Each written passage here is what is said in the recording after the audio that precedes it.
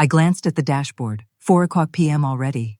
The grocery store was chaos, a frantic sea of people where shopping carts scraped and crashed with a grating screech. It was classic pre-Thanksgiving madness, with everyone scrambling for last-minute supplies. "Excuse me, ma'am, are you getting that ham?" a young woman asked, her eyes locked on my cart. I looked down at the honey-glazed ham, its skin shimmering. I'd picked it for my son, David. It was his favorite, the one he swore tasted better than anything from a store. "This one's taken," I said, my voice firm as I nestled it deeper into my cart. The girl's face fell, and she moved on. My cart was overflowing. A massive 20-pound turkey promised a feast and leftovers for days. I had bacon for asparagus, cranberries and oranges for my sauce, and everything for a green bean casserole. It was a lot for just 4 people, David, Jessica, my grandson Leo, and me. But I figured 8 side dishes were needed for a real celebration. Standing in the long checkout line, my phone rang. It was my daughter-in-law, Jessica. "Where are you, Helen?" Her voice was tight. "Still at the store, about to pay," I replied, pinching the phone between my shoulder and ear as I unloaded groceries. "What is taking so long? Leo's friend's mom is already posting dinner pictures on Facebook. People are eating already." Her voice climbed, sharp with irritation. "We're starving." I frowned. Who eats Thanksgiving dinner at 4 in the afternoon? "I'll be home by 6 to start cooking," I promised. "Just hurry up," she snapped, and the line went dead. I sighed and kept bagging my groceries. Since my husband died 3 years ago, Thanksgiving had fallen on my shoulders. David's job was all-consuming, and Jessica had never so much as boiled an egg.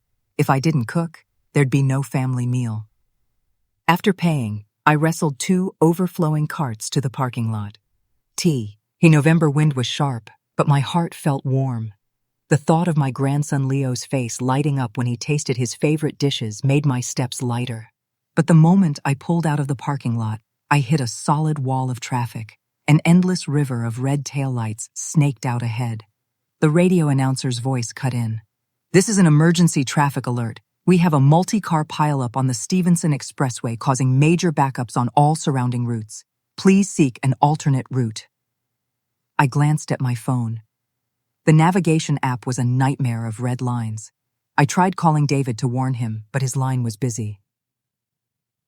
The clock ticked over to 4:30, and anxiety started twisting in my stomach. Just then my phone rang again. Jessica. "Where on earth are you now, Helen?"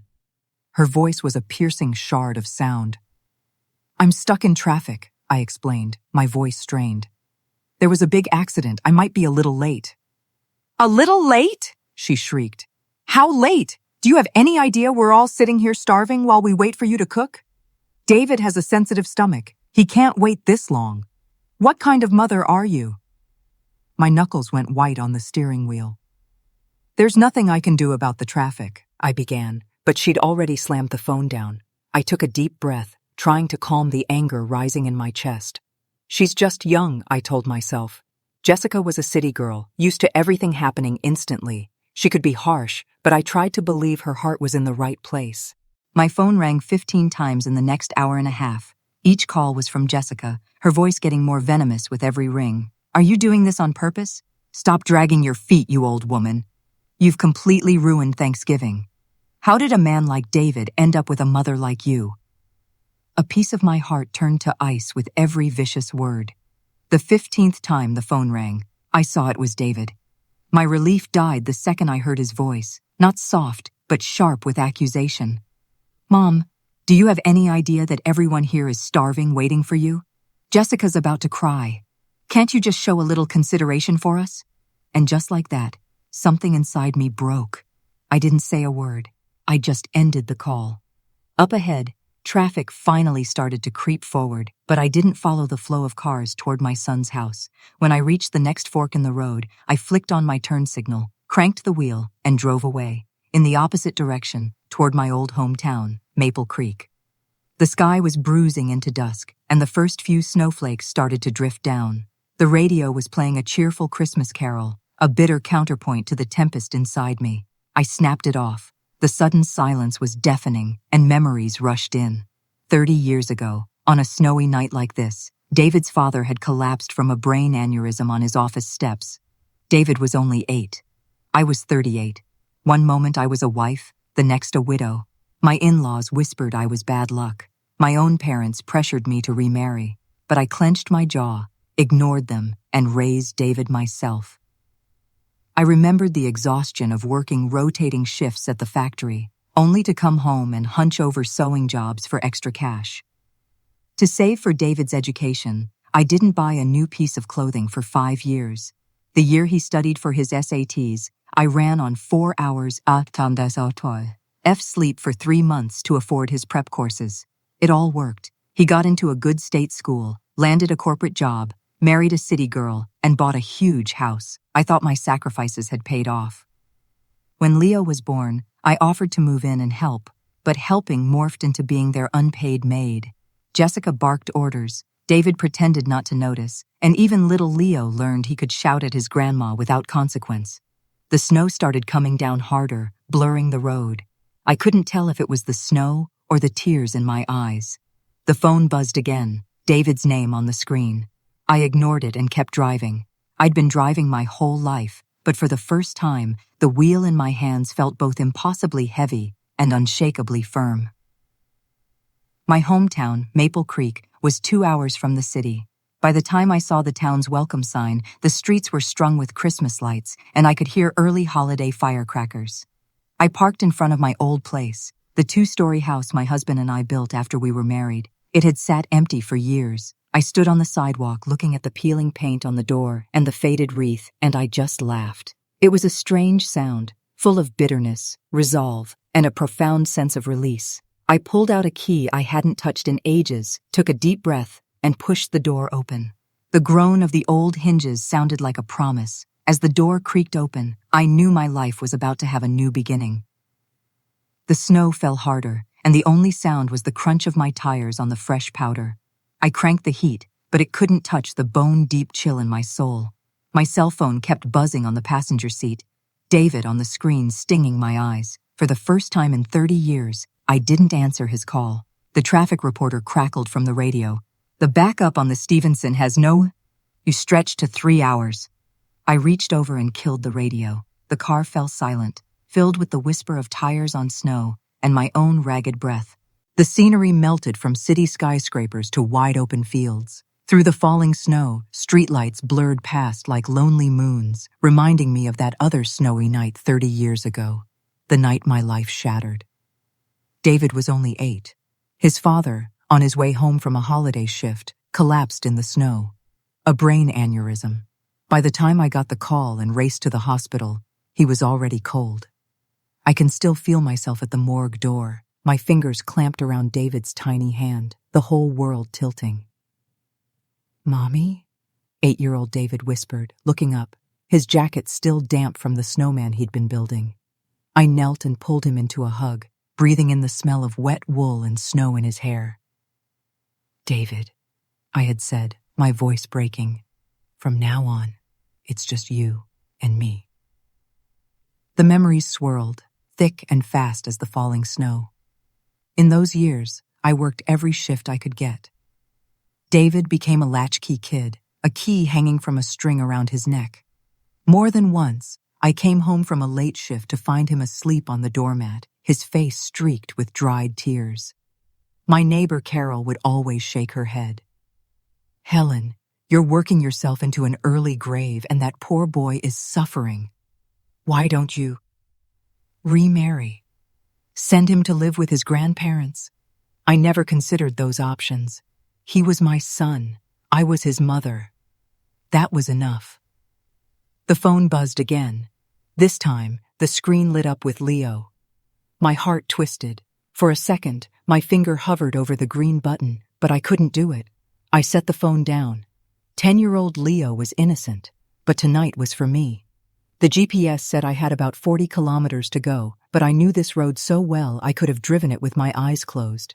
When I was younger, I'd drive David down this road every month to see his grandparents. After they passed, I rarely came back. The old house just sat there, empty, with a neighbor peeking in on it. The car hit a pothole, and the jolt shook me. I glanced in the rearview mirror and saw the glint of tears in my eyes. I wiped my face and took a shaky breath. I thought I'd forgotten how to cry. I remember the day David left for college. I drove him to the train station in Chicago. He climbed aboard without a hug or a look back. I stood on the platform, watching the train shrink, tears streaming down my face. It was the first time he'd ever been away, and I couldn't even get a clear look at his back as he left. Later, he graduated, got a good job, and married. With every step forward, he moved further away. The first time Jessica came to our house, I made 8 dishes. She took one bite of each and said she was full. At their wedding, I wore a dress I'd saved for 6 months to buy, only to be seated at a table in the back. When Leo was born, I waited outside the delivery room for 6 hours until a nurse told me the new mother was too tired for visitors. By the time I drove into Maple Creek, the snow had stopped. The streetlights seemed warmer than I remembered. The shops on Main Street were decorated with holiday wreaths and red bows. A couple of kids were setting off firecrackers, their laughter echoing in the crisp air. My old house was at the west end of town, a simple 2-story with a small yard my husband and I had built ourselves. As I pulled up, my heart began to pound. The holiday wreath on the gate was from last year. Its colors faded. I took out my key, one that had been on my keyring for 30 years but was almost never used. When I tried to slide it into the lock, I realized it was rusted shut. "Who's out there?" a familiar voice called from next door. I turned to see Carol, my old neighbor, wrapped in a thick coat, holding a flashlight. "It's me, Carol. It's Helen," I said. The beam of light found my face and Carol gasped. "Oh my goodness, Helen, it's really you. What are you doing here on Thanksgiving?" She hurried over, the light bobbing. "Why are you all by yourself? Where's David?" "It's just me," I managed, giving the rusty lock another futile twist. "Oh, honey, that lock's been rusted solid for ages," Carol said, taking the key. "You wait here. I'll go get Art." A few minutes later, Art came over and broke the lock with a hammer. As the gate groaned open, a wave of musty air hit me. Carol handed me her flashlight. "The power and water are probably off. Why don't you stay with us tonight?" I shook my head. "No, thank you, Carol. I need to be by myself." She started to protest, but Art gently pulled her back. The old couple helped me carry my groceries inside. Then Carol scurried back to her house and returned with a new comforter and a hot water bottle. "I'll come help you clean up in the morning," she said as she was leaving. "Call us if you need anything." I nodded. "Thank you." I closed the door, and then, finally, I was alone. The flashlight beam cut through the darkness, sweeping across living room furniture draped in white cloths, like silent ghosts. I lifted the sheet off the sofa, and a cloud of dust motes danced in the light. As I sank onto the cushions, I felt as though every bone in my body was about to collapse. The phone rang again. I pulled it out and saw 18 missed calls from David. There were texts, too. "Mom, where did you go? Jessica went too far, but you can't just do this." "Mom, please answer the phone." "We ordered takeout for Thanksgiving. Are you happy now?" "Where are you?" I didn't answer. I switched the phone to silent. Samosa. A flashlight beam landed on a framed photograph on the wall. It was a picture of the 3 of us on David's 5th birthday. In the photo, his father had his arm wrapped around my shoulder, smiling. A tiny David sat between us, proudly holding a cupcake. I reached out and touched the glass, my fingertips coming away coated in dust. A sudden creak from upstairs made me jump. Probably mice.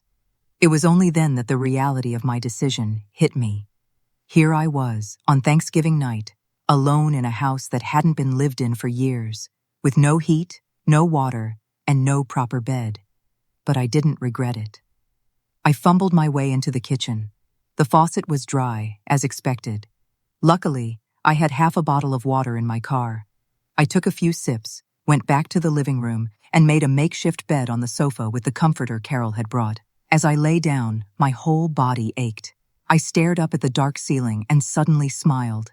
As I smiled, the tears started to fall, hot and fast, streaming down my temples. I, Helen Miller, 68 years old, a widow for 30 years who had raised her son alone, helped raise her grandson, and served her daughter-in-law, had just been called a useless old woman on Thanksgiving. The phone screen lit up again. It was a text from Leo. Grandma, where are you? I miss you.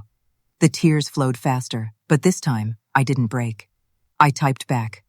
Grandma is at the old house. I'll call you tomorrow. Happy Thanksgiving, my sweet boy. Then I turned the phone off. Outside, fireworks popped in the distance, and the occasional flash of light briefly illuminated the dusty room. I counted them silently. 1, 2, 3, until the old clock tower chimed 12 times. Happy Thanksgiving, Helen, I whispered to myself. I was woken by the sun. When I opened my eyes, a single golden ray of light was slicing through a gap in the curtains, falling across my face. It took a moment to remember where I was. In the old house in Maple Creek, on the living room sofa, wrapped in Carol's comforter.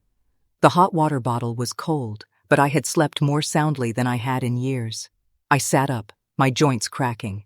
My 68-year-old body had spent the night on a sofa, but it didn't ache as much as I'd expected. The sunlight filtering through the grimy windows drew a sharp line across the dusty floor. I stepped down with my bare feet, and the shock of cold woke me completely. My phone was on the coffee table. I hesitated before powering it on. A flood of notification chimes filled the quiet room. 23 missed calls and 15 texts, mostly from David, with a couple from Leo. The latest from David had been sent half an hour ago. Mom, where are you? You're scaring us to death.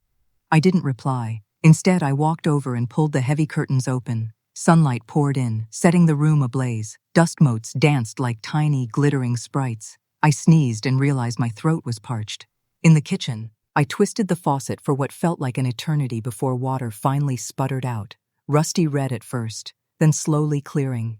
I filled a glass and took a long drink. The cool water, with its faint metallic taste, felt sweeter than any bottled water I'd ever had. There was a knock on the back door, followed by Carol's voice. Helen, are you awake? I opened it to find her holding a large tray covered with a dish towel. I figured you wouldn't have anything here, she said, her smile warm. I brought you some breakfast and hot coffee.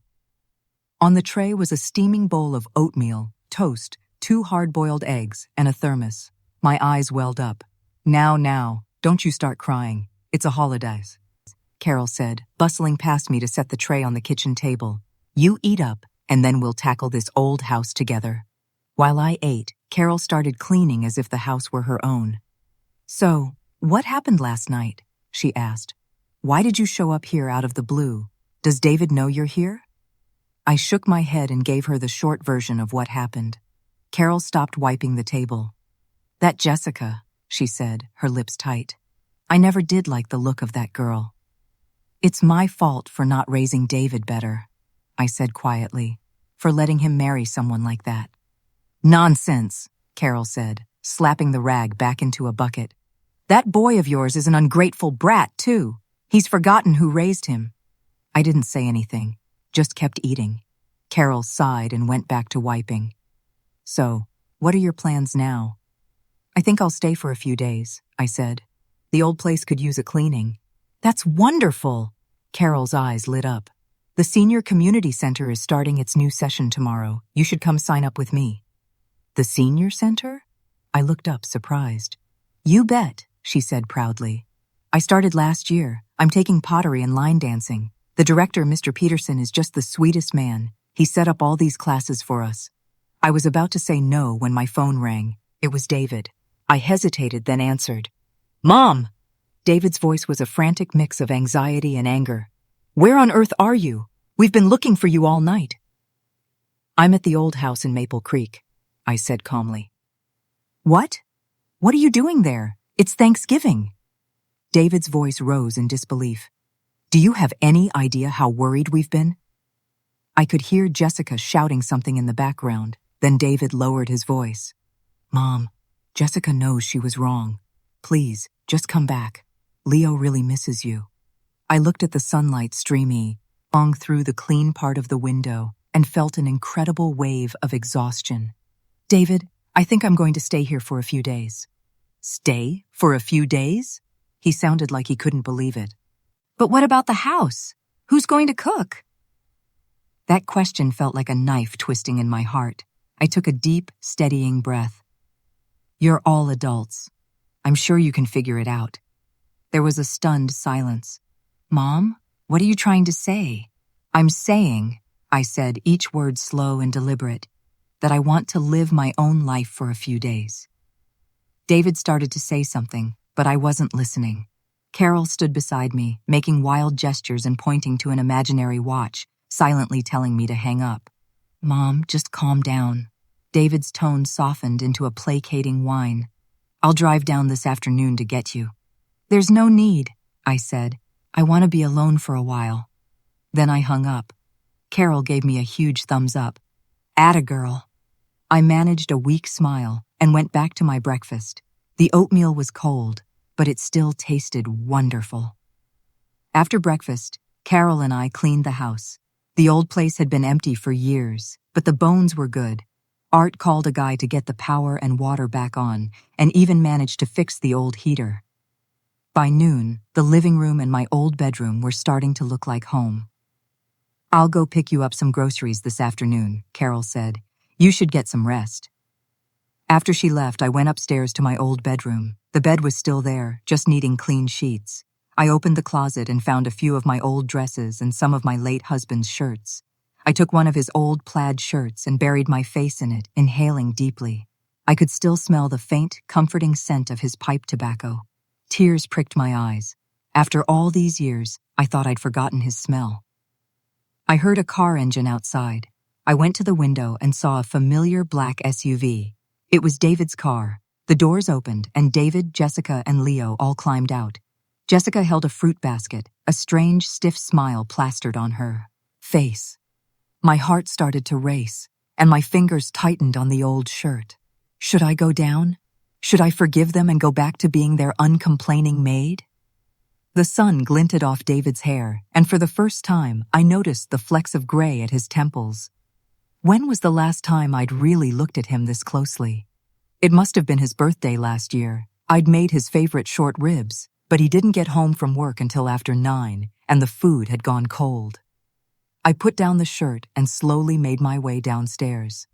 Before opening the door, I took a deep breath and looked at my reflection in the dark glass of the peephole.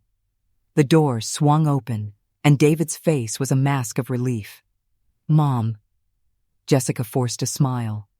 "Mom, I was wrong yesterday. Please don't be angry." Leo didn't say anything.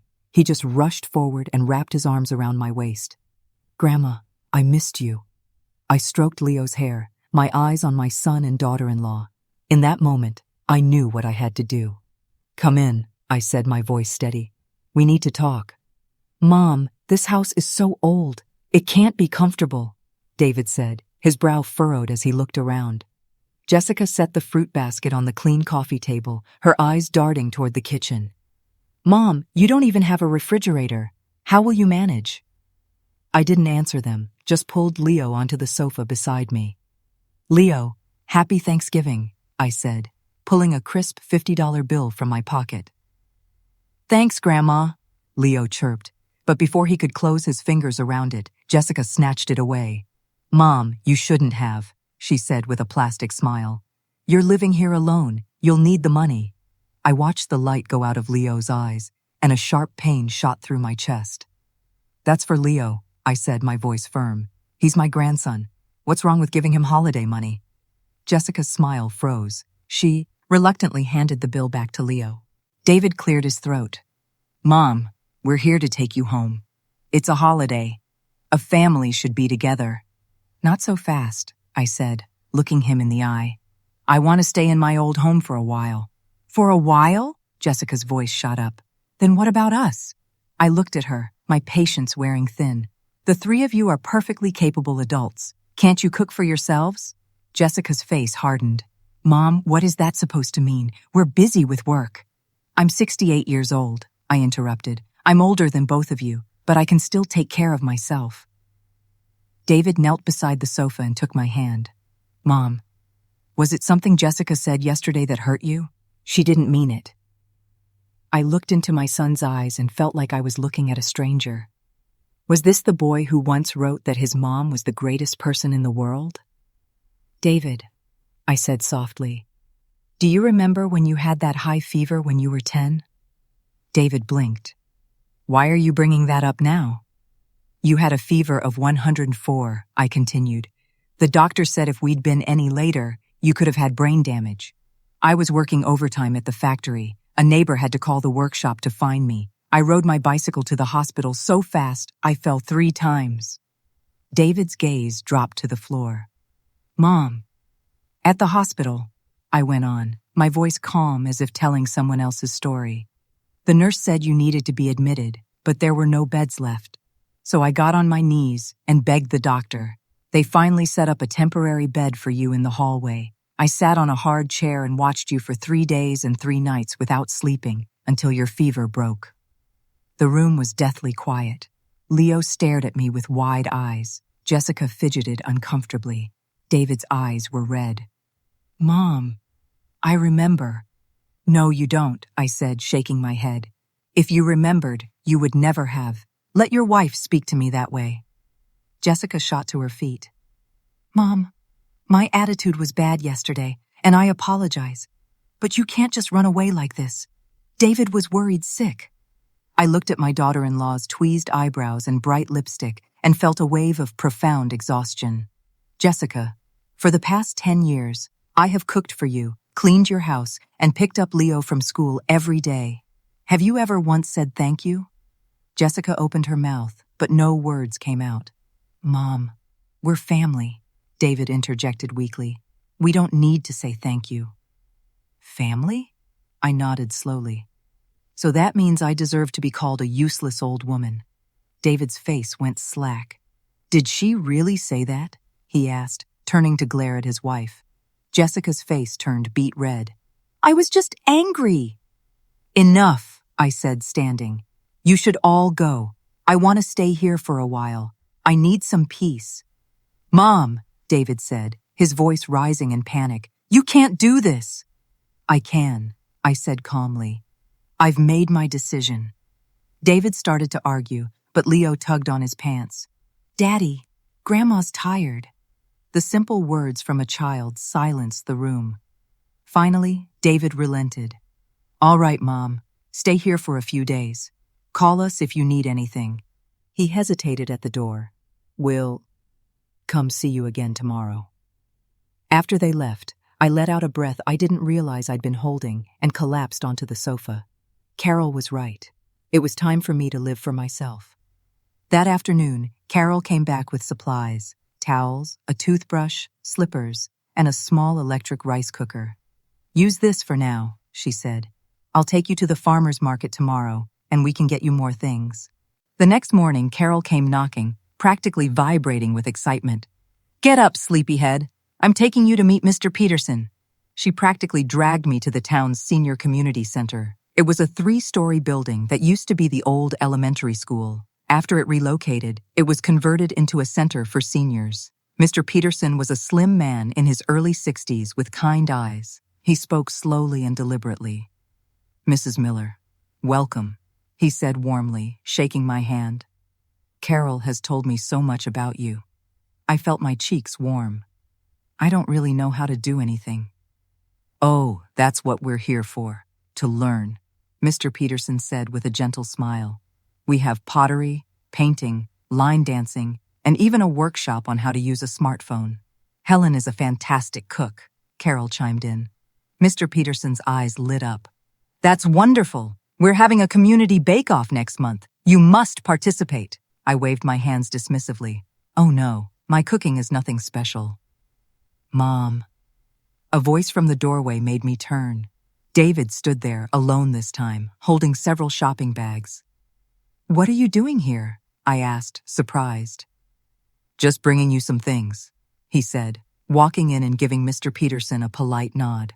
Mom, can I talk to you for a minute? Alone? Mr. Peterson tactfully excused himself. David finally spoke. Jessica was too embarrassed to come and Leo's in school. I nodded, waiting. Mom, I didn't sleep at all last night. His eyes were dark and tired. I've been thinking, and I am so sorry. I didn't say anything. After you left, David continued, looking down, I realized how much you do for us. The groceries in the fridge. You bought all of them. Leo's homework. You checked it every night, even my shirts. You ironed them. I let out a slow sigh. David, that's not what I want to hear. Then what do you want? He looked up, his eyes filled with confusion. Tell me, and I'll do it. I looked at my son's bewildered face, and it hit me. He had no idea what I wanted. For 30 years, I had taken such good care of him that he never once thought of his mother as a person with her own wants and needs. David, I said softly, I don't want anything. I just want to be Helen Miller for a few days, not just David's mom. David looked stunned, as if I'd spoken in a foreign language. You should go home for now, I said gently. I'm fine here. David hesitated, then nodded. All right, take care of yourself, Mom. Call me if you need anything. Watching him walk away, my heart felt a strange mix of sorrow and relief. Carol reappeared. Come on, I'll introduce you to your new classmates. She led me into a classroom where seniors were laughing and working with clay. A woman with curly hair and a brightly colored sweater greeted us. You must be the Helen that Carol's been telling us about. Come sit. This is Brenda, Carol said. She's the life of the party. Brenda giggled. Oh, stop it. She pulled me down into an empty seat. Helen, I hear you're an amazing cook. I smiled shyly. Just simple home cooking.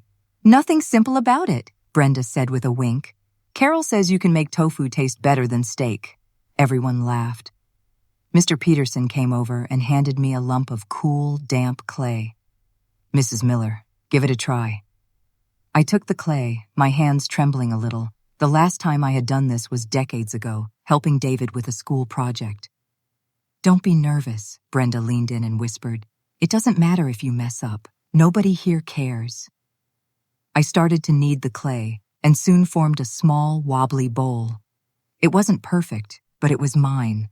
Not a mother's bowl, not David's mom's bowl, just Helen's. Brenda clapped. That's wonderful! It has character! Everyone gathered arouse, and to praise my lopsided little bowl. My face grew warm, a pleasant warmth that spread through my chest, a feeling I hadn't had in a long time. When class was over, Brenda dragged Carol and me to the cafeteria for lunch. We have a ballroom dancing class next week, she announced excitedly. You two have to come. I can't dance, I said, waving my hands. I'll teach you, Brenda winked. I was a dancer in a traveling show in my youth. When I got back to the house, it was getting dark. I was surprised to find someone on my doorstep. It was David, with 2 large bags. Mom, he said, looking awkward. I brought you some food. I let him in. He started putting things in the refrigerator. Milk, eggs, vegetables, fruit. I could have bought these myself, I said. I know, David said, his head down. I just wanted to see you. My heart softened. Have you eaten? No. I tied on an apron. Let me whip something up. I took 2 eggs and some spinach from the fridge. It won't be much. David sat on a stool in the kitchen, watching me cook, just like he used to when he was little. The oil sizzled as I cracked the eggs in. Mom, David said suddenly, I signed up for a cooking class at work. My hand paused. I want to learn how to cook for myself, he continued, not looking at me. I can't always depend on you. I didn't say anything, just scooped the scrambled eggs onto a plate. Jessica, she's really sorry, David said cautiously. She has a quick temper. David, I interrupted gently, I don't want to talk about this right now. He shut his mouth and ate. As he was leaving, he hesitated. Mom, do you still love us? The question hit me like a punch. I stepped forward and hugged my son, the boy I had raised with my own hands. Silly boy, I whispered into his hair. A mother's love is forever. David's shoulders relaxed. Then, I'll bring Leo to see you this weekend. I nodded. Okay. After David left, I sat on the sofa, replaying the day's events. The pottery class, Brenda, the ballroom dancing, and David's question. I took out my phone and sent a text to Carol. Sign me up for that ballroom dancing class next week. No, your wrist needs to be like this. Brenda grabbed my wrist and gently twisted it. Yes, that's it. Now follow the rhythm. In the senior center's activity room, a dozen couples glided across the floor. I was being spun around by Brenda, feeling dizzy but exhilarated. I can't. I need a break, I said, panting as I stumbled to a stop. Just a little rest, Brenda said, not even out of breath. Helen, you're out of shape. I collapsed into a chair and gulped some water, watching the other seniors dance with surprising grace. A month ago, I never would have dreamed I'd be here. Carol was having the time of her life, dancing with Mr. Peterson. They moved together perfectly, like they'd been partners for years. Did you sign up for the community bake-off? Brenda asked, leaning in. I shook my head. My skills aren't good enough for a competition. Oh, don't be so modest, Brenda said, giving me a playful shove. Carol said your pot roast could make a grown man weep. Her exaggeration made me laugh. It's not that good. That settles it, Brenda said decisively. I'm signing you up. Before I could protest, she had already scurried off to find Mr. Peterson. I shook my head with a helpless smile, but a tiny part of me felt a flutter of excitement. Maybe it was time to let other people taste my cooking. When I got home, I found David and Leo waiting on the front steps. Leo was clutching a piece of paper. Grandma, look what I drew! It's you! In the drawing, a stick figure me was wearing an apron and cooking. The lines were crooked, but I could tell he had poured his heart into it. My eyes grew warm. It's beautiful. David looked up sheepishly. Leo insisted on coming. I hope we're not bothering you. Of course not, I said, stroking Leo. His hair. Come on in. Grandma will make you something delicious. David offered to help in the kitchen. I watched him try to slice potatoes, his movements clumsy. Some pieces were as thick as his thumb, others thin as paper. I couldn't help but laugh. Here, let me do it. No, David insisted. Let me try. Leo sat on a stool by the kitchen door, munching an apple and watching us. The sunlight streamed in, the oil sizzled, and for a moment I felt like I had traveled back in time to when it was just the two of us against the world. Mom, David said suddenly, Jessica is working late. She wanted me to say hello. My hands stilled. Okay. She misses you a lot, David added cautiously. The house is a mess without you. I didn't respond.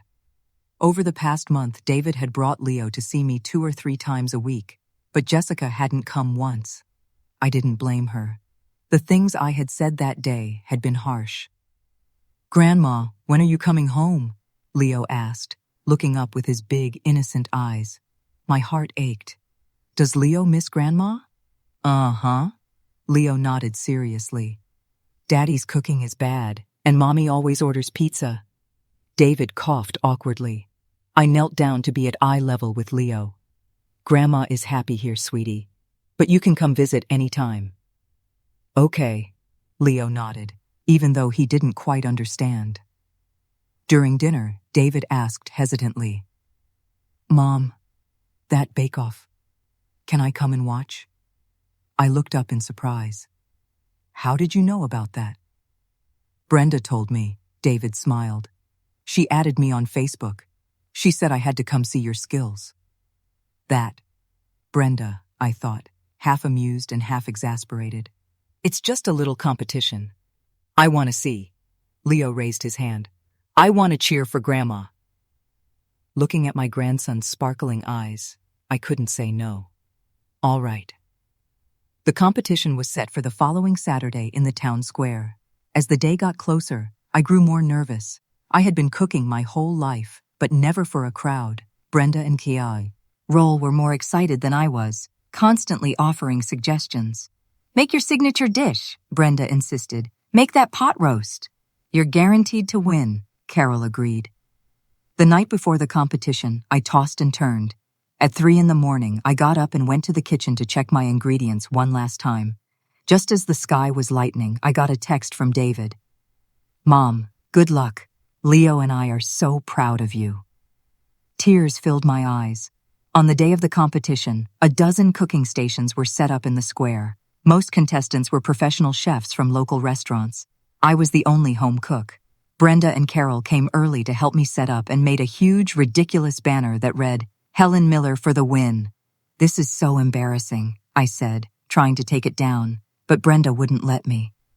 What's there to be embarrassed about? She said, hands on her hips.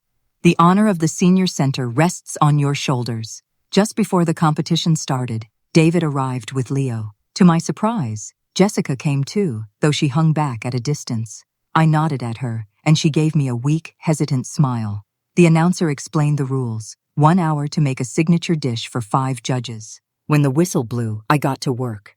I was making my famous pot roast, but with a secret twist. I used a dark beer instead of water and added dried plums to make the meat extra tender. The noise of the crowd faded, my world shrinking to the pot and the ingredients before me. "Time's up." The announcer's voice jolted me back. I carefully plated the pot roast, garnishing it with fresh parsley. The meat was a beautiful, rich brown, glistening and fragrant. Brenda took an exaggerated sniff. "Oh my God, that smells heavenly." The judges tasted each dish, their faces serious. When they got to my pot roast, their expressions changed to surprise. "This meat is so tender, it melts in your mouth. It's rich but not greasy. And there's a unique flavor. What's your secret?" I just smiled shyly. "It's an old family recipe." During the scoring, my heart hammered against my ribs. Then the announcer declared, "And the first prize goes to Mrs. Helen Miller for her pot roast." The crowd erupted in applause. Brenda and Carol rushed up to hug me, both laughing and crying. Leo ran over too. "Grandma is the best." David stood to the side, his eyes shining with tears. I glanced at Jessica and saw her looking down at her phone, her expression impossible to read. When I went up to accept my award, one of the judges, a well-known local chef, asked, "Mrs. Miller, with your talent, have you ever considered opening a small restaurant?" I was stunned.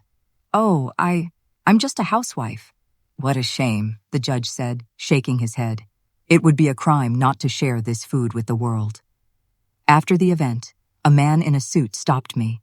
"Mrs. Miller, I'm the manager of a local restaurant group. I was wondering if you might be interested in partnering with us to open a small bistro." I was bewildered. I've never thought about it." "No rush," he said, handing me his business card. "Please think it over."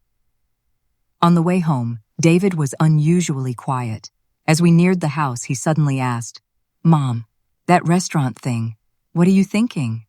I shook my head. He was just being polite. I'm too old for that. But David looked like he wanted to say more. Then Jessica spoke up from the back seat. "Mom, if you opened a restaurant, it would be a huge hit." It was the first time she had spoken to me directly all day. I looked at her in the rearview mirror, surprised. Jessica managed a small smile. "You? Our cooking is amazing." Back at the house, Jessica helped me put my things away. While David and Leo were in the bathroom, she whispered, "Mom, I'm sorry." I was stunned. "I was so thoughtless before," Jessica said, her eyes red. "You did so much for us, and I patted her hand. "It's all in the past." That evening, after they left, I sat on the sofa in a daze. My phone buzzed. It was a video link from Brenda. Someone had uploaded a video of the competition to the internet. The title was, "This 68-year-old grandma's cooking will blow your mind." I clicked on the comment section. "This grandma is incredible. I want to eat her pot roast. This is what real home cooking tastes like." I smiled and shook my head. Just as I was about to turn off my phone, another message came in. It was from the restaurant manager, with a proposed menu and a partnership plan attached. He added, "Mrs. Miller, we are very serious." I put the phone aside and walked to the window. The night in Maple Creek was quiet and peaceful. For the first time in my 68 years, I felt my life was full of endless possibilities. "You're really going?" David's voice was an octave higher than usual over the phone. I held the phone with my shoulder while stuffing sunscreen into my suitcase. "The tickets are bought." "But Florida is so far away, and for a whole week," David sounded worried. "You'll be all alone. It's not safe." "I'm not going alone," I explained patiently. "It's a group trip organized by the senior center. There are more than 20 of us. Brenda and Carol are going."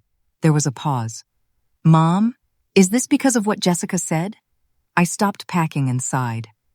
Last Sunday, when they came over, Jessica had become enthusiastic when she heard I was considering the bistro offer. "Mom, if you open a restaurant, we'll support you 100%. David can help with the books, and I'll handle the Emmys. Marketing." I had just smiled, but as they were leaving, David quietly mentioned that one of Jessica's friends said nostalgic homestyle bistros were very popular and could make a lot of money. "David," I said, tucking the sunscreen into a side pocket, "I'm going on this trip because I want to. I'm 68 and I've never seen the ocean." I glanced at the clock. "My flight is about to board, I have to go," I said, even though it wasn't until the next morning. I hung up. The screen lit up with a text from Brenda. "Don't forget your swimsuit." A swimsuit? I shook my head with a smile. At my age. But there it was in my suitcase, a new one-piece, navy blue with a little skirt, the kind Brenda insisted I buy. "Helen, you have fair skin. Blue will look great," she'd said, ignoring my protests. I put the phone down and finished checking my luggage, sun hat, clothes, medications, and a new notebook from Mr. Peterson. "Write down your adventures," he'd told me. Outside, the early summer sun shone down on my yard. A month ago, I was debating the restaurant owner's offer, and now I was packing for Florida. Life takes turns you never see coming. The doorbell rang. It was Brenda, wearing a wide-brimmed straw hat, looking ready for the beach. "Are you all packed?" she breezed in, inspecting my open suitcase. "Got the swimsuit? Sunscreen?" "Yes, and yes," I laughed. Brenda nodded, then lowered her voice. "I heard your daughter-in-law wasn't happy about you going." I shrugged. "She thinks it's too far." Brenda rolled her eyes. "She doesn't think it's too far when she goes on business trips overseas." Her comment made me laugh. Brenda patted my shoulder. "Helen, at our age we should do what we want. See you at the airport tomorrow." After Brenda left, I sent a text to David. "Leaving for my trip tomorrow. My phone will be off for a few days. Don't worry." He replied almost instantly. "Mom, be safe. Please send me a message every day to let me know you're okay." I didn't reply, just sighed. Since the bake-off, David's attitude had subtly shifted. He was no longer taking me for granted. There was a new carefulness in his voice, both gratifying and a little sad. The next morning, Art drove Carol and me to the airport. Brenda was already there, holding court in the departure lounge, surrounded by our classmates. "Helen," she waved, "over here! I saved you a window seat." As the plane took off, I gripped the armrests, my heart pounding. It was my first time flying. When the plane banked and climbed, everything on the ground shrank away, and I felt a strange liberation, as if my troubles had been left behind. "Beautiful, isn't it?" Brenda leaned over, pointing at the sea of clouds. I nodded, speechless. The sun shone through the window, warm and bright. 3 hours later, we landed in Sarasota. A wave of humid heat hit us as we stepped off the plane, carrying the salty smell of the sea. We checked into a hotel a short walk from the beach. I was rooming with Brenda. "Quick, change into your swimsuit," she ordered, shedding her clothes. "Let's dip our toes in the water before sunset." I hesitated, then took out the blue swimsuit. After putting it on, I stared at my reflection, my sagging arms, my wrinkled neck, the marks left by childbirth, and a lifetime of work. I sighed and put on a cover-up. "What are you covering up for?" Brenda said, promptly pulling it off. "You look great." She dragged me to the beach. The sun was setting, casting a molten gold glow across the water. A few kids were building sandcastles, and some young people were playing volleyball. I walked barefoot on the soft, warm sand. The waves lapped at my ankles. "Come on, let's go deeper," Brenda urged, pulling me into the water. The cool ocean rose past my knees, my swimsuit getting wet and clinging to my skin. A slightly larger wave rolled in, and I stumbled. Brenda quickly steadied me. "See?"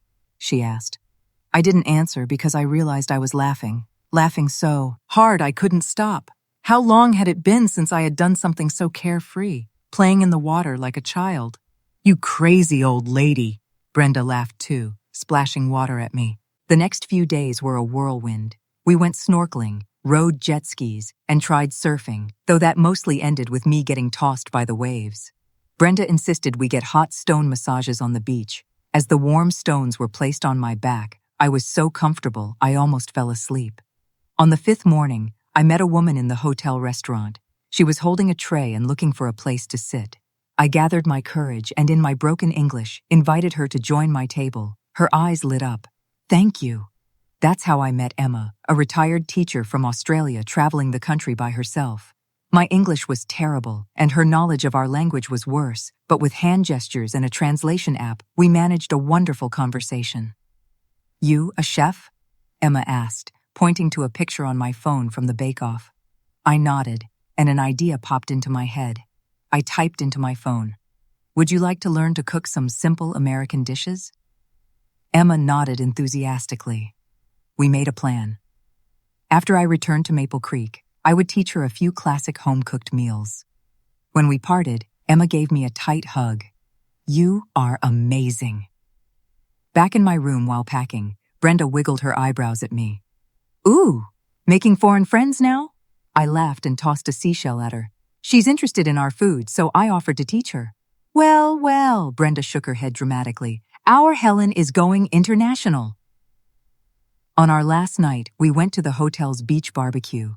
The sea breeze was gentle, the stars bright, and everyone sat around a bonfire, singing and dancing.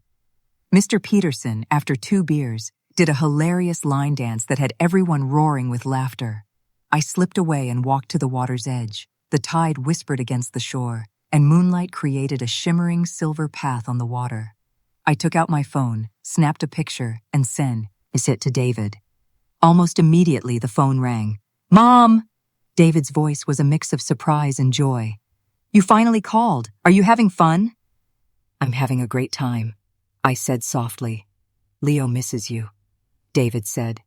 We all miss you." Over the sound of the waves, I suddenly missed my grandson's soft arms around my neck. "I'll be back the day after tomorrow," I said. After hanging up, I stared out at the dark ocean for a long time. The trip felt like a dream, but I knew something inside me had been washed clean by the sea. "Helen, it is a shame your talent is wasted by not opening a restaurant," Emma exclaimed in her thick Australian accent, devouring the chicken pot pie I'd made. I smiled and refilled her iced tea. "Slow down, you'll choke." It had been 2 weeks since Florida, and Emma had kept her promise to visit Maple Creek to learn to cook. It was less like teaching and more like having a permanent, enthusiastic dinner guest. The Australian woman's love for American home cooking was beyond anything I could have imagined. "Teacher Helen," she said, taking out a notebook, "please tell me the name of this spice." She pointed to a bay leaf. I patiently taught her to identify different herbs and demonstrated basic knife skills. Emma was a dedicated student, even if her sliced carrots always looked like a pile of mismatched sticks. "It's magic," she said, her eyes wide, as she watched me transform simple ingredients into a delicious meal. Her enthusiasm was infectious, and I found myself enjoying the process of teaching. Just as I was showing her how to get a perfect sear on a piece of chicken, the doorbell rang. It was David, Jessica, and Leo. The second he saw me, Leo launched himself into my arms. "Grandma, I missed you so much." I hugged him tight and kissed his cheek, then looked up to see David and Jessica in the doorway, their arms full of shopping bags. "Mom," David smiled. "We came to visit." Jessica's face was also wreathed in a smile. "Mom, I heard you have a friend visiting. We brought some fruit." I stepped aside to let them in. Emma greeted them warmly. "Hello, I am Emma." David stumbled through a greeting in English, while Jessica complimented Emma on her accent. After the initial pleasantries, Jessica's eyes kept wandering to the kitchen. "Mom, are you teaching your friend how to cook?" "Yes," I nodded. "Emma is interested in our food." "So," Jessica leaned in, lowering her voice, "have you thought any more about the bistro? That restaurant owner contacted David again. He said he's willing to invest." I frowned. "I never agreed to anything."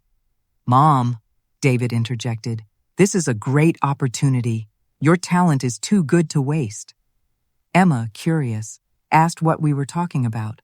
After I explained, she clapped her hands. "Open a restaurant! Wonderful idea! I can be the first customer!" Leo started jumping up and down. "Grandma is opening a restaurant. I'm going to eat there every day." Looking at the hopeful faces, I started to reconsider. Maybe I could really do it. That night, after everyone left, I sat in my yard, lost in thought. The moonlight bathed the old brick patio in a silvery glow. I thought about the ocean in Florida, Emma's delight when she tasted my food, and the pride in Leo's voice. My phone buzzed. It was a message from Brenda. "I heard you're opening a restaurant. Fantastic. I'll be your first waitress. I smiled and replied, haven't decided yet. The next morning, Mr. Peterson came to visit. Helen, he said, rubbing his hands, I heard you're considering opening a bistro. I poured him some tea. News travels fast in this town. The senior center could invest, Mr. Peterson said, his eyes gleaming. With your skills, it would be a huge success. I laughed. You've got to be kidding. I'm serious, Mr. Peterson said, setting down his teacup. The senior center has been looking for a way to generate income to fund more activities. If you are willing, we could help convert the ground floor of your house into a dining room. You provide the culinary expertise, and we split the profits. I was stunned. I never expected such a concrete proposal. Think about it, Mr. Peterson said, getting up to leave. No rush. After he left, I walked through my house. The ground floor was a living room and kitchen. It could, in fact, be converted into a small dining space. I could even put a few tables in the yard. Dining under the oak tree in summer would be lovely. As I was thinking, the doorbell rang. It was a stranger, a woman in her 30s with a weary face, holding the hand of a little girl. Hello? She asked timidly. Are you hiring? I was confused. No, but she showed me her phone. On the screen was a forwarded message. Maple Creek Old House Bistro, now hiring kitchen help. Good pay. I knew instantly who was responsible. Brenda. Come in and sit down, I sighed, letting them in. What's your name? My name is Sarah, she said softly. This is my daughter, Lily. We just moved back here. It's been hard to find a job. As she spoke, the little girl clutched her mother's dress, looking at me with big, shy eyes. My heart softened. Have you eaten? Sarah shook her head. I went to the kitchen and brought out 2 steaming bowls of chicken noodle soup. Watching them eat so hungrily, I made a decision. Sarah, if you don't mind, you can start by helping me out here. The restaurant isn't open yet, but… Sarah's eyes filled with tears. Thank you. Thank you so much. And just like that, Helen's Kitchen was unofficially born. The next day, Mr. Peterson arrived with a construction crew to start renovating. Brenda appointed herself marketing director and started handing out flyers all over town. Emma extended her visa, claiming she needed to stay as an international consultant. Even Carol came over daily to help with peeling vegetables. What surprised me most was David and Jessica's attitude. When they heard I was really opening the restaurant, they started coming over to help almost every weekend. Jessica offered to help design the menu and set prices. I could see the calculation in her eyes. She was interested in the potential profits, but I no longer cared. Every morning, as the sun streamed into my kitchen, I would look at the fresh ingredients, smell the fragrant aromas, and listen to the rhythmic sound of Sarah's chopping and Lily's laughter, and I would feel my life was overflowing with hope. On our first day, we served 5 tables, all classmates from the senior center, but their reviews were glowing. The next day, we had 10 tables. The day after, 20. A week later, we had to start taking reservations. Helen! Brenda burst into the kitchen. The local TV station wants to interview you. I was busy cooking and didn't look up. Stop joking. I'm serious, she said, waving her phone. That video from the bake-off went viral. It has hundreds of thousands of views. I finally looked up. Spatula paused in midair. What? Sure enough, that afternoon, a reporter and cameraman showed up. I was so nervous my hands were shaking. Helen, the young reporter asked, what does it feel like to start a new business at your age? I looked at the camera and thought of the ocean in Florida, of that moment of clarity on the beach. Age is just a number, I heard myself say. If you want to do something, it's never too late. After the interview aired, my bistro became a local sensation. We were booked solid for 3 months, and people drove in from the state capital to eat here. Mr. Peterson was overjoyed as the senior center's bank account grew. However, as the business boomed, David and Jessica visited more frequently. Jessica would casually bring up expanding, maybe opening a second location. David would always find an excuse to look at the account books. One rainy afternoon, when the restaurant was quiet, I was in the kitchen when I heard arguing from the yard. Mom would never agree to that. It was David's voice. Are you stupid? Jessica's voice was sharp. Do you know how much this house is worth? If we could get it rezoned for commercial use? I froze, the cookbook slipping from my hands. Keep your voice down, David hissed. This has to be done slowly. Slowly? What's to be slow about? Jessica sneered. By the time the old woman writes her will and donates everything to that stupid senior center, you'll be left with nothing. I leaned against the stove, my legs weak. So that was it. Mom wouldn't do that, David said, his voice lacking conviction. I'm her son. Son? Jessica's voice was full of scorn. Look at you, hovering around that old woman like a puppy dog. You're just after her money, same as me. After a moment of silence, David said quietly, Stop it. She'll leave it to us eventually. I'm her only child. I couldn't listen anymore. I pushed open the kitchen door and walked out. When they saw me, their faces went pale. Mom, when did you... David stammered. I looked at him, my son, and he felt like a stranger. I heard everything, I said calmly. Jessica's face went from red to white. Then she gave up all pretense. Mom, we're just thinking of you. You're getting old. You should be relaxing. If you let David manage the restaurant and the house, wouldn't your life be easier? I shook my head and walked into my study. From the back of a drawer, I took an envelope. Inside was the will I had quietly drawn up last month. 70% of the proceeds from the house and bistro would be donated to the senior center, and the remaining 30% would go into an education fund for Leo. I walked back into the living room. David and Jessica were still frozen. David, I said, taking a deep breath, this is my will. I was planning on giving it to you in a few years. David took the envelope, his hand trembling. When he saw the contents, his face turned ashen. Mom, you can't. You old fool. Jessica snatched the will, and after a quick glance, she shrieked, Are you crazy? Giving the family's money to strangers?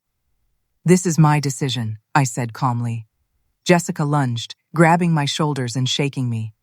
You won't get away with this. We'll get a lawyer to overturn it. You're senile. That's enough, David finally snapped, pulling Jessica away.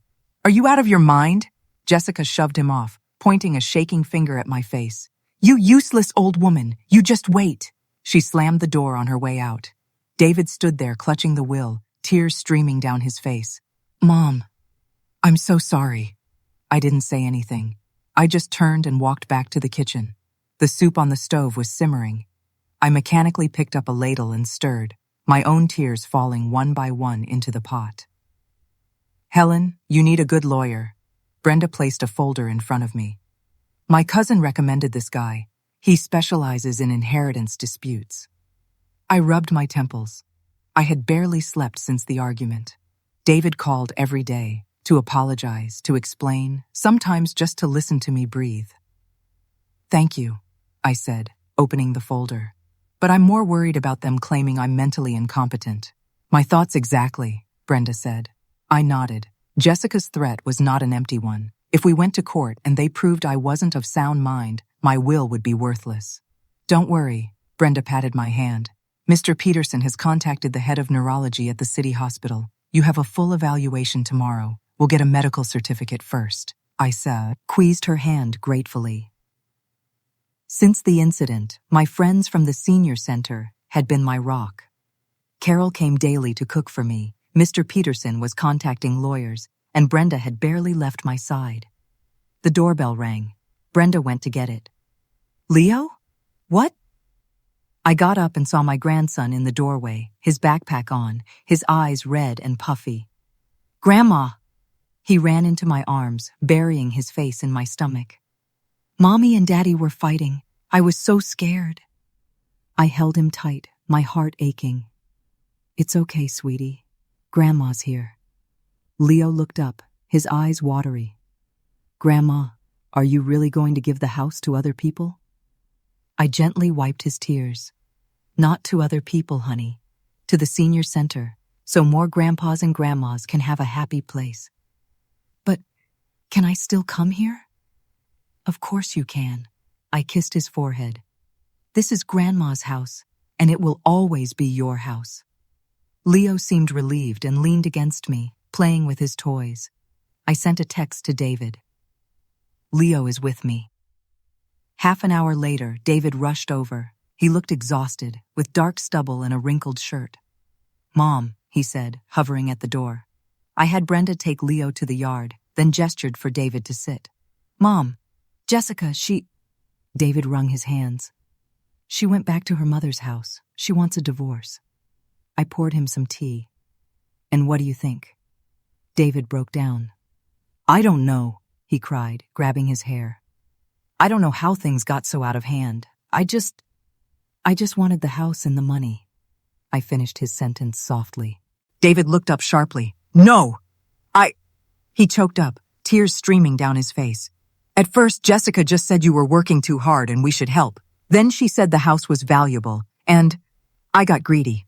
I looked at him, my son, the boy who once wrote he wanted to buy his mom a big house when he grew up. David, I said, taking out an old photo album. Do you remember this?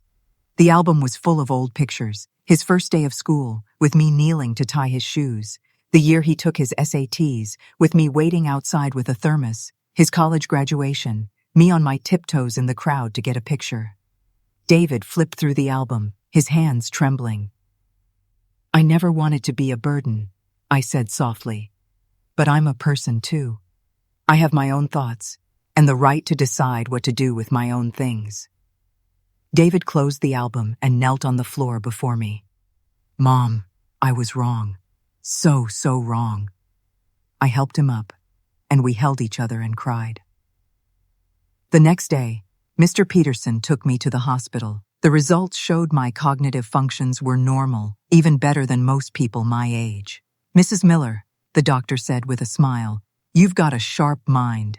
You could live another 30 years. With the medical certificate, I went to see the lawyer Brenda recommended. Mr. Davis was sharp and competent. After listening, he said confidently, Mrs. Miller, this case is a sure win. But what? Once this goes to court, he hesitated, your relationship with your son. I knew what he meant. The law could protect my assets, but it couldn't mend a broken family. When I got home, an unfamiliar car was parked outside. A man in a suit stood in my yard. Mrs. Miller? I'm Director Jang from the state's Cultural Tourism Bureau. I looked at him, confused. Can I help you? Yes, he said enthusiastically. We saw your interview, and were impressed with your culinary skills. We have a U.S.-Japan-Korea cultural exchange next month, and we would like you to participate as a representative of American home cooking. I was stunned. Me? A representative? Yes, Director Jang nodded. It's a 2-week event, all expenses paid. Please consider it. After he left, I sat in my yard in a daze. A cultural exchange? Going overseas? Right in the middle of this family crisis. My phone rang. It was a video call from Emma in Australia. Helen, she shouted. Guess what? A restaurant here wants to invite you to Australia for a food festival. This is your chance, David said, his voice serious. As for things at home, I'll handle it. I'm going to have a serious talk with Jessica. He gave a bitter smile. To be honest, we've had problems for a long time, not just because of this. I took my son's hand. David, I love you. I always will. But I love myself too. And I want to live the life I want. David nodded, his eyes red again. I know, Mom. And I'm so sorry. 3 days later, I made my decision. I accepted the invitation for the cultural exchange and temporarily left the bistro in the care of Brenda and Mr. Peterson. Mr. Davis helped me finalize all legal documents. As for David and Jessica, I told David I would respect his decision, and if he needed me, I was willing to sit down and talk with Jessica anytime. The night before I left, Leo refused to sleep. Grandma, how long will you be gone? Just 2 weeks, I said, stroking his head. And I'll bring you a present. I want a robot from Japan. Leo perked up. David stood at the door, hesitating. I motioned for him to come in. We sat side by side on the bed, watching Leo drift off. Mom, David said softly. I contacted Jessica. She agreed to come back next week to talk. I patted his hand. Whatever you decide, I'll support you. David leaned his head on my shoulder, just like when He was little. The moonlight filtered through the curtains, casting a soft glow on the three of us. The mediation room was cold, but I felt stuffy. Across the table, Jessica sat with perfect makeup, her lips a thin line while her lawyer shuffled papers. David sat next to me, wiping sweat from his forehead. According to my client, Jessica's lawyer began, Mrs. Miller has been exhibiting erratic behavior with large sums of money unaccounted for. She has also suddenly changed her will to donate the majority of her assets to a non-family institution. That is a complete fabrication, my lawyer Mr. Davis countered. Mrs. Miller's mental state is sound, proven by this medical report. The so-called large sums are the normal income and expenses of her bistro, all well documented. Jessica sneered. Then why did she decide to give her assets to strangers? If that's not senility, what is? Jessica, David hissed. You promised you would be reasonable. Reasonable? Jessica shot up. Your mother would rather give her money to strangers than her own grandson, and you're still defending her? The mediator tapped the table. Please, let's all remain calm. I took a deep breath and took a folder from my bag. These are my journals from the past 30 years, documenting every milestone of David's life. I then took out my phone. And these are recordings of all my phone conversations with my son and daughter-in-law for the past 2 years. David looked at me in shock. Mom? You? I started recording our conversations after the first time Jessica called me a useless old woman, I said calmly. I think a judge would be interested in listening to these. Jessica's face went pale. Her lawyer flipped through the documents with increasing urgency, his expression growing grim. Furthermore, I continued, regarding the flow of funds, I made some discoveries. I turned to my son. David, do you remember opening a bank account in my name last year? David's eyes darted around. That was to make it easier to transfer money to you. Is that so? I produced a bank statement. Then why did this account transfer $15,000 over the past 6 months to a construction company? A company whose legal representative, I looked at Jessica, is your cousin. The room fell silent. The color drained from David's face, and Jessica's nails dug into her palms. Mom, David's voice trembled. I didn't know. You knew, I said softly. You just chose to look the other way. The mediator cleared his throat. Given the complexity of the situation, I suggest... There's no need. Jessica suddenly stood up. We're dropping the lawsuit. She grabbed her bag and stormed out. At the door, she turned and gave David a look of pure venom. You can have your mother. The door slammed shut. David collapsed into his chair, his hands covering his face. The mediator and Mr. Davis tactfully left. Mom, David's voice came from behind his hands. I'm sorry. I really didn't know about the money. David, I said, pulling his hands from his face, forcing him to look at me. I don't blame you for wanting money. I blame you for being too cowardly to ask for it, choosing instead to sneak around behind my back. Large tears rolled down David's cheeks. I was afraid. Afraid you wouldn't give it to me. If you had just talked to me, told me you needed money for a business or for Leo's tutoring, would I have said no? I wiped his tears. But you and Jessica, you played good cop, bad cop, and treated me like a fool. David fell to his knees, hugging my legs and sobbing. Mom, I was wrong. I really know I was wrong. I stroked his hair, just as I did when he had nightmares as a child. David, I may be old, but I'm not senile.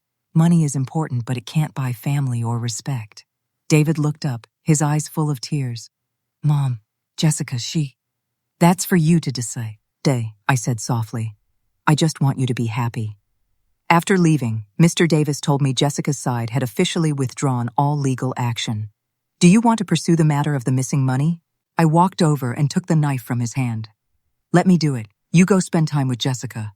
David gave me a grateful smile and whispered, Mom, thank you for giving her another chance. I just shook my head. We're family. Yes, Jessica was back. During my trip, David had messaged me daily, telling me about his remorse. The day I came back, he picked me up from the airport and told me he and Jessica had divorced. "I've thought it through, Mom," he'd said. "Jessica and I had problems long before this. We wouldn't have lasted." I didn't comment, just asked, "And Leo?" "He's with me," David said. "Jessica can visit on weekends."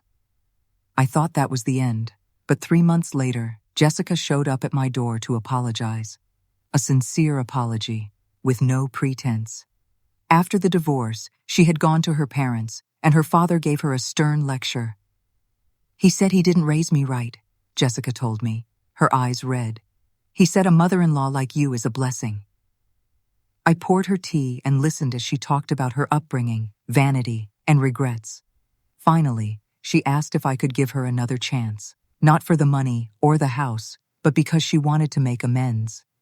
"Mom, I know you probably don't believe me," she cried, "but I truly know I was wrong." I didn't agree right away. Instead, I gave her a test. Work at the bistro for a month without pay, starting with the dirtiest jobs. To my surprise, she stuck it out. She even went out of her way to care for the elderly patrons. "Grandma!"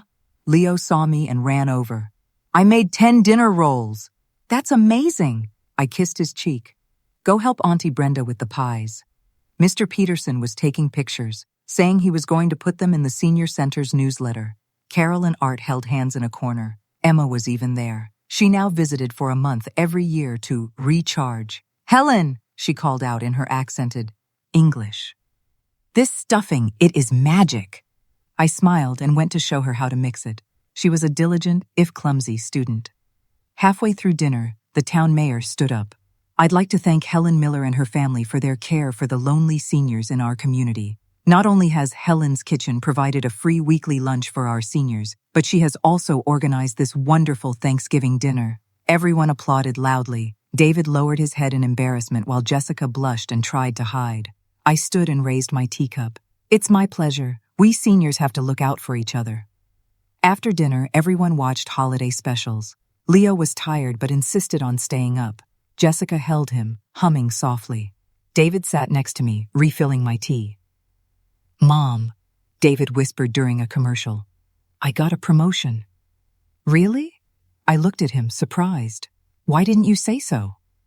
"I wanted to surprise you." David smiled shyly. "Project director. It came with a nice raise." I patted his hand. "That's wonderful. I'm so proud." "And," David hesitated, "Jessica and I were thinking of getting remarried." I looked at Jessica. She was gently stroking a sleeping Leo, her expression much softer than before. "As long as you've both thought it through," I said softly, "you have my blessing." As the clock struck midnight, everyone wished each other a happy new year in spirit. Leo woke with a start, asking for his holiday gift. I had prepared a small gift for everyone. "Grandma," Leo whispered in my ear, "when I grow up, I want to be like you and help people." I held him tight, my eyes welling up. All the trials of the past year, the arguments, tears, confrontations, it was worth it for this moment. Outside, fireworks lit up the night sky, illuminating the yard and every happy face within. David and Jessica stood on either side of me, Leo in my arms, and my sommeil, friends all around. This was my family, my life, the fulfillment my choices had brought me. At 69 years old, Helen Miller had finally found her own perfect happiness.